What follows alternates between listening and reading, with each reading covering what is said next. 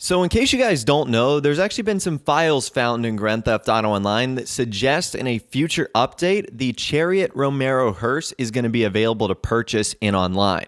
We've seen Rockstar do this in the past with a bunch of older vehicles that are available in free mode, but aren't necessarily on the in-game websites. And it looks like Rockstar is going to do this with the Romero Hearse. So the Chariot Romero Hearse is not blacklisted in online. It's just very difficult to get because it doesn't naturally spawn on its own. And because of this, the Romero Hearse is considered one of the rarest vehicles in the game. Now, originally, the Romero was available in the same spawn location in GTA 5 single player, but this was removed in a prior patch to the next generation releases. So here's how this vehicle can spawn. It can actually be found on one of the clubhouse contract missions called Guns for Hire, namely the one that occurs at a funeral. It also appears at the Hill Valley Church during a certain special cargo mission in which Epsilon program members at the graveyard have to be killed. And although this Romero itself cannot be stored, it can be used to spawn Romeros that can. And then one possibility is to have another player who already owns one. And basically what you need to do is travel with the player in their hearse to the Hill Valley Church, and 1 to 3 hearses will typically spawn. So those are the ways in which you can get a hearse in Grand Theft Auto Online. However, it looks like it's officially going to be coming to the game as a purchasable vehicle. Now, we don't have official confirmation on this, but as I mentioned earlier, files in the game suggest that this is going to be the case. Now, we don't know how much Rockstar is going to charge for this vehicle, so I'd love to hear from you guys in the comments down below. If Rockstar does add the Chariot Romero Hearse to be available in the game, how much do you think they're going to make you pay for it? $100,000, $1 million, $5 million?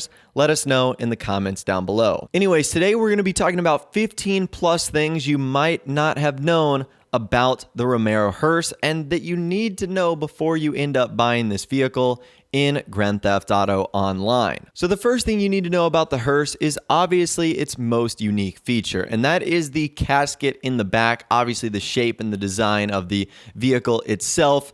There's a massive casket in the back with flowers on top of it. Now, in case you guys are wondering what's inside the casket, the answer is nothing. Rockstar have it completely hollowed out. There's nothing inside. So you don't have to worry about going around turns too sharply or going over speed bumps too quickly and having something pop out of the back, because that won't be the case. There's nothing on the inside. Another thing that's pretty cool about this vehicle is it's fully customizable. Rockstar have not excluded this from the Los Santos custom shop, which is kind of cool. Now, you can't do anything inherently unique here other than doing armor, brakes, engine, changing the color of the lights, the license plate. You can change the color. There's only one primary color, so you can make it white or pink or brown or whatever color you want. You can lower the suspension. You can end up changing the wheels. Like if you wanted to do crazy high-end rims, you could. Now, speaking of the rims, the stock rims on this vehicle, which are a little bit unique, you actually cannot change the color of those. They are chrome by default, which means they do not take on any of the color that you could apply to this vehicle with like an iFruit app or something like that. Now let's talk about some things you might not know about the Romero Hearse. The Romero name is actually a reference to the late movie director George A. Romero. He was the director of famous movies like the Night of the Living Dead series of zombie movies and so much more. I'm sure you guys have watched a ton of films that was George A. Romero's work. Well, this was actually named right after him. Another thing you might not know about the Romero is it's generally depicted with 4 passenger doors. In fact, it's actually a sedan in game, despite being only able to carry 2 people. In fact, the only version of the Romero Hearse that could carry more than 2 people was in GTA Vice City. Another thing about the Romero is it doesn't have a default radio station in GTA 5. However, it did in Grand Theft Auto 4 called The Journey. So I'm wondering why Rockstar decided to make no radio station in GTA 5. I thought that was kind of quirky. Something else that's kind of interesting, in the La Mesa branch of the Los Santos custom shop, there's actually a wrecked Romero Hearse on the car jack, which is really strange. I don't know why a hearse is being worked on inside of this LSC, but there is. Now, if you actually go and examine the hearse itself, you'll notice a couple things are missing, including the hood, the license plate. There's no coffin or casket in the back. Obviously, that makes sense. And this also looks to be an older model. The wheels are different than the ones we see, and there's also little signatures on the side of the hearse itself that are different than the one we actually can drive in game. So to me, this is probably just an early beta version that Rockstar had, and they decided to leave it in the LSC when the time came to add the real one into the game. Another thing you might not have known, on the PlayStation 4 and Xbox One version with the Romero Hearse, the interior is black like many other vehicles, but the rear of the vehicle remains purple, however, which is something I didn't know. The rear of the hearse is purple, even though the front interior, like where your passenger and driver will sit, is black, which might actually make it one of the first and only vehicles in the game that has like a two-tone interior. So that's kind of cool. Another thing that's kind of unique about the Romero is if it's destroyed by explosives, the wreath that's on top of the coffin inside will remain undamaged. So like the circle of flowers, I guess that would be a wreath. If you blow it up with a sticky bomb, like the whole thing is on fire, yet the wreath, for whatever reason, doesn't get destroyed, and it just stays there in perfect, crisp condition, which I thought was a little bit strange to see this like burnt shell of a car, but these perfectly beautiful flowers still intact. So I thought that was kind of funny. Another thing that's kind of interesting about the Chariot Romero Hearse, in GTA 5, it's manufactured by a brand you might not have heard of, Chariot.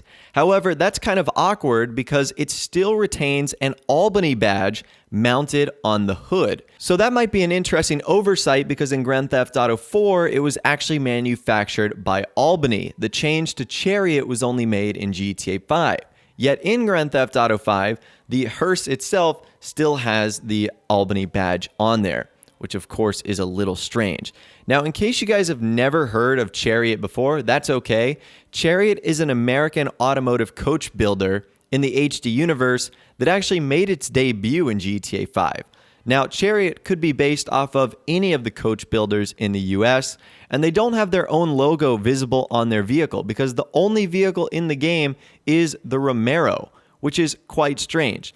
Now, the Romero itself is built from the Albany, Washington, so that might explain why it has the Albany badge on the front.